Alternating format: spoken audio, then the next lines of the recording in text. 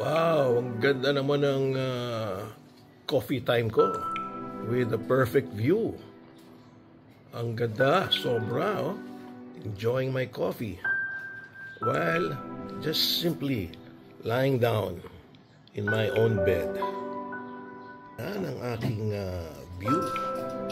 My picture window na natural.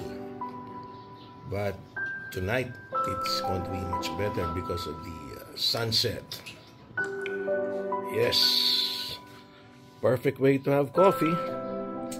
Ayan ang aking coffee. Malapit na maubos. At there are 2 beds in this particular room. Yan, oh, si Ma'am Berna, nag-i-enjoy din, oh. O, sige, sarado mo na. Hindi kita nakunan ng picture. Sige, mamaya na. Backlighted yun. Backlighted. Eh, maganda nga yung backlighted. Ikaw. Oh.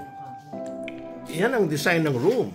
Oh, anong say mo, ha?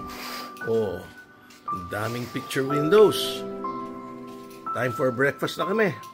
Yan, sinarado na. Yan, ang room, madilim na.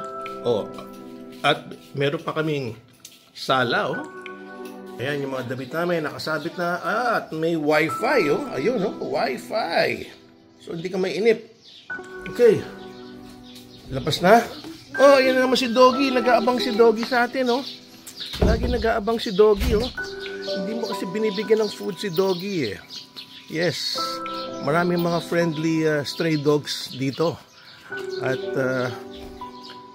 very friendly sila. Kahapon nga, tinabihan ako ng isang aso. Sabi siguro na, mukhang bibigyan ako ng food nito. Anyway, ito yung resort. At we're going for breakfast. Ayan na. Ayan kanilang very nice swimming pool. At may mga upuan for you to chill out at night.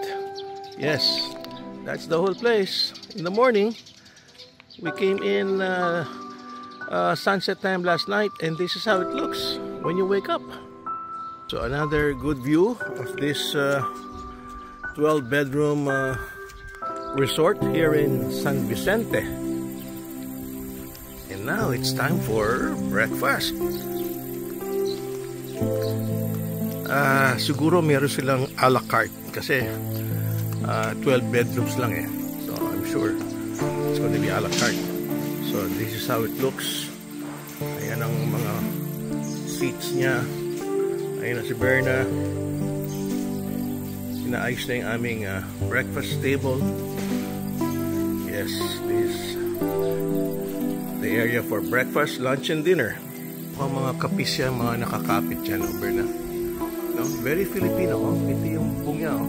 Mga bamboos. Very, very Filipino. Saka open air. Kaya hindi kailangan ng aircon. Maaliwalas. Ito, may mga bar chairs din dito for you to drink at night with this kind of ambiance na open air. Open air lahat. So sa labas, marami pang room for expansion, no? Berna? Malaking lupa niya, almost 1 hectare. Okay, Ma'am Berna, anong breakfast? Longganisa and danggit? Ha? Akin yung danggit. Okay, so syempre, mas masarap ang danggit with eggs and rice. Okay, so while waiting for breakfast, sisilipin ko lang yung kitchen dahil mahilig kasi ako magturo ng cooking. Ang laki pala ng kitchen nyo. Wow. Pang ano to pang 100 people lang size ng kitchen nyo. Ang laki. Hindi pa tapos pero ang laki Ang laki. Big kitchen. Paglabas ng kitchen, ito ang magiging view.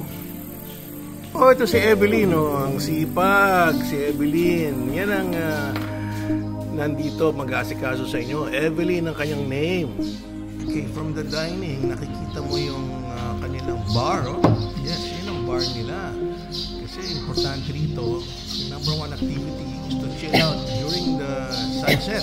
At saka order ng inyong mga drinks. The Bar of Lanuzi Resort. Tama ba? Lazuli pala. Lazuli. Oh, yan. Corrected by Berna. Lazuli. Oh, Berna, after breakfast, ano ba activity natin? Dito lang tayo? Dito tayo sa Saan? harap. Long Beach 1, Long Beach 2. Oh. Tapos Long Beach 1, Long Beach 2. Bakit dalawa-dalawa? Elizabeth. Dito tayo Elizabeth. Tapos yung town center. Oh. Okay. So by the way, dito sa Lazuli ba, Berna? You can come here either by plane, through El Nido, or Puerto Princesa if you wish to enjoy this place. Ayan ang neighborhood, oh. Probinsyang ang dating. Mga taga Palawan, no? Mga nakatira dito at yung staff niya, taga rito rin. With so much space, malaki pa rin ang potential nitong resort. So maybe next time I come back, there will be at least 20 more rooms na overlooking ng dagat, syempre. Oh, habang inaantay yung food, let's just try to enjoy what we see. Ayan, oh, ganda ng mga plants at ang backdrop. Swimming pool, the resort, and the bar. Syempre, yung harap niyan, beach. Wide beach. And it's already high tide.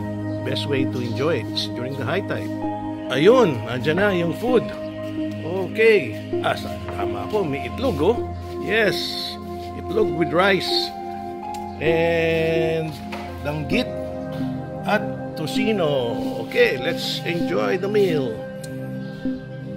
Okay, thank you for watching the vlog. Oh, meron palang kasama pang ano ba yan? Anong kasama yan? Anong tawag dito ulit? Watermelon. Perfect. All right, so thank you for watching.